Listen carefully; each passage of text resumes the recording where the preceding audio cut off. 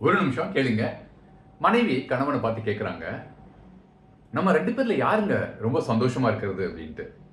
கணவன் சொல்றாரு, நான் தான் இருக்கேன் எப்பவுமே சந்தோஷமா. உடனே மனைவி கேட்குறாங்க, அது எப்படி?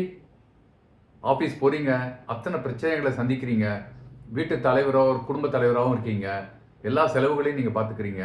எப்படி நீங்க சந்தோஷமா இருக்கிறதா சொல்றீங்க அப்படின்னு மனைவி கேட்குறாங்க.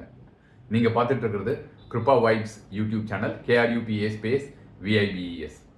அதுக்கு அந்த கணவன் பதில் சொல்றாரு என்னன்னா, நாளைக்கு சண்டே வருது இல்லையா, நீ உங்க அம்மா வீட்டுக்கு போயிட்டு சந்தோஷமா இருந்துட்டு வா. உனக்கு எங்கேயாவது போகணும்னா போயிட்டு வா.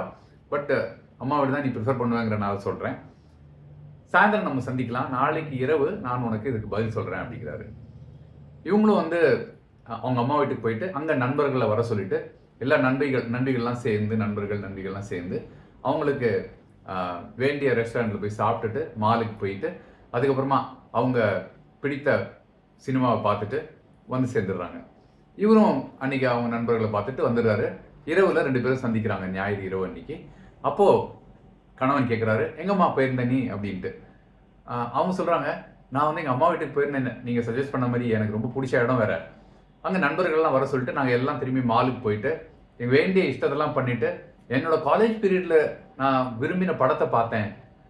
ஆனா ஒண்ணுங்க, என்னதான் இருந்தாலும் ஒரு ஓரமா உங்க ஞாபகம் இருந்துகிட்டே இருந்ததுங்க. பாவம் நீங்க என்ன பண்றீங்களோ அப்படின்ட்டு.